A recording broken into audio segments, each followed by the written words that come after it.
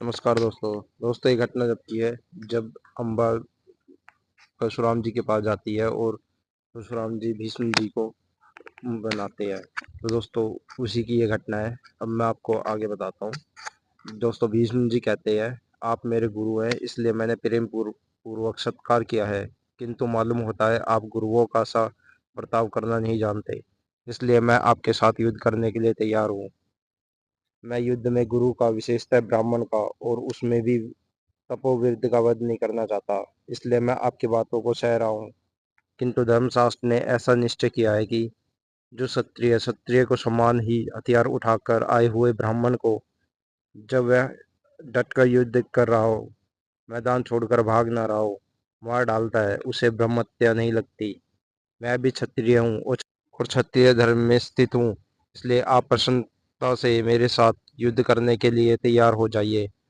आप जो बहुत दिनों से डींग हाका करते थे कि मैंने अकेले ही पृथ्वी से सारे क्षत्रिय जीत लिए हैं, सो सुनिए, उस समय भीष्म या भीष्म के समान कोई क्षत्रिय उत्पन्न नहीं हुआ होगा। तेजस्वी वीर तो पीछे उत्पन्न हुए हैं। आप तो बस घास फूस में ही प्रज्वलित होते रहे हैं। जो आपके बुद्धाभिमान और युद्ध लिपासा को अच्छी तरह नष्ट कर सकता है, उस भीष्म का जन्म तो अब हुआ है।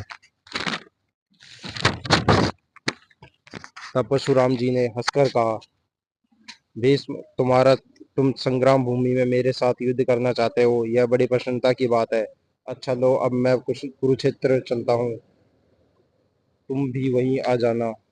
वहां सैकड़ों बाणों से बींध कर मैं तुम्हें धराशायी कर दूंगा। उस दिन दशा में तुम्हें तुम्हारी माता गंगा देवी भी देखेगी।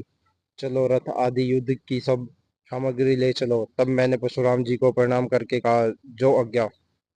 भीष्म जी कहते हैं, राजन, तब मैंने रणभूमि में खड़े हुए परशुराम जी से कहा, मुने, आप पृथ्वी पर खड़े हैं, इसलिए मैं रथ में चढ़कर आपसे युद्ध नहीं कर सकता। यदि आप मेरे साथ युद्ध करना चाहते हैं तो रथ पर चढ़ जाइए और कवच धारण कीजिए। परशुराम जी ने मुस्कुराकर कहा, भीष्म, पृथ्वी मेरा रथ है, वेद मेरे घोड़े हैं, वायु सारथी है, और वेद माता गायत्री, सावित्री और सरस्वती कवच है। उनके द्वारा अपने शरीर को सुरक्षित करके ही मैं युद्ध करूंगा। ऐसा कहकर परशुराम जी ने भीष्म बाण वर्षा करके मुझे सब ओर से ढक दिया। इसी समय मैंने देखा कि वे रथ रथ पर चढ़े हुए हैं। उस उसे उन्होंने मन से प्रकट किया था। वह बड़ा ही विचित्र और नगर के समान विशाल था।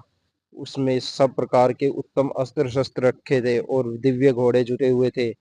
उनके शरीर पर चंद्रमा और सूर्य के चिन्हों से सुशोभित कवच था और पीठ पर तरकस बंधा हुआ था। उनके सारथी का काम उनके प्रिय सखा अकृत्यगन कर रहा था। वे मुझे हर्षित करते हुए युद्ध के लिए पुकार रहे थे। इतने में ही उन्होंने मेरे ऊपर 3 बाण छोड़े। मैं उसी समय घोड़ों को रुकवा दिया और धनुष को नीचे रख रथ से उतरकर पैदल ही उनके पास गया तथा उनका सत्कार करने के लिए विधिवत प्रणाम करके कहा, मुनिवर, आप मेरे गुरु हैं। अब मुझे आपके साथ युद्ध करना होगा, अतः आप ऐसा आशीर्वाद दीजिए कि मेरी विजय हो। तब परशुराम जी ने कहा, गुरु श्रेष्ठ, सफलता चाहने वाले पुरुष को ऐसा ही करना चाहिए। अपने से बड़ों के साथ युद्ध करने वालों का यही धर्म है। यदि तुम इस प्रकार न आते तो मैं तुम्हें श्राप दे देता।